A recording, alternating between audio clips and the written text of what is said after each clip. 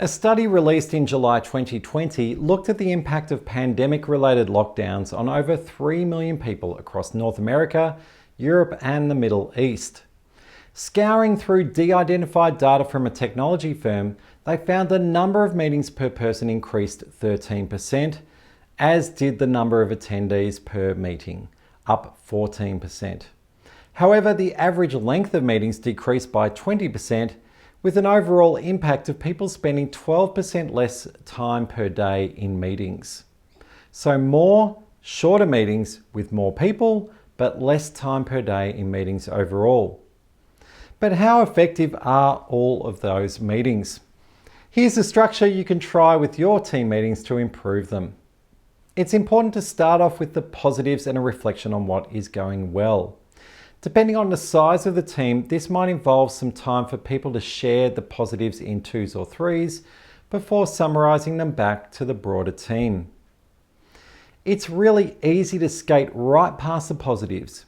We have a tendency to underplay our successes as we shift our focus on to the next big thing. However, celebrations are really important. Use the positives part of the meeting to recognise all of these accomplishments.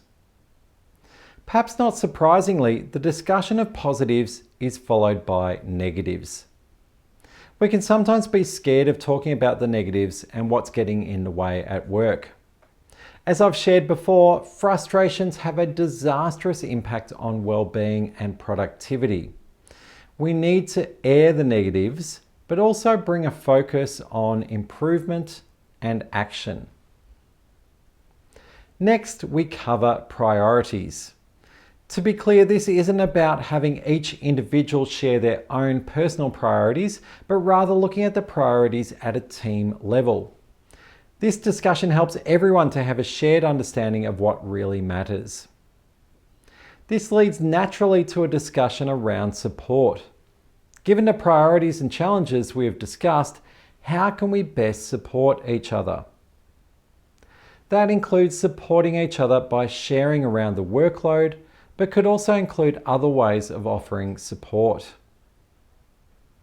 I always include a section in team meetings focused on interesting things. This could include things that people are noticing in the organisation, observations about clients, customers, or competitors. Really anything that might be interesting and worth expanding that doesn't neatly fit into the positives and negative categories. The final section of the meeting is focused on action items. We take this time to review any action items from the previous month and to add any new action items. When using this approach, I share the agenda with the team in advance, and we then circulate a bullet point summary of what we discussed afterwards, just using a Word document with the most recent meeting at the top of the document. That document helps new team members to quickly come up to speed by reviewing the main points from the last few meetings. If you're running your team meetings exclusively online, then I suggest you might need to make a few tweaks. I would add some time at the very start of the meeting as a quick check-in to see how people are doing. This is particularly important for new team members who may not have met others face to face. You might also profile a different team member each month, having them share something about themselves, like a favorite holiday destination, and maybe even sharing a photo of that place as well. Building trust and connection is very difficult online, so it's worth building that into your meetings if they are exclusively online. And you may be wondering about the monthly timing for these meetings. By all means, you can meet with your team more often than monthly. However, I believe that it makes a big difference to have a more formal meeting once a month. Why not give the meeting structure a go in the coming week?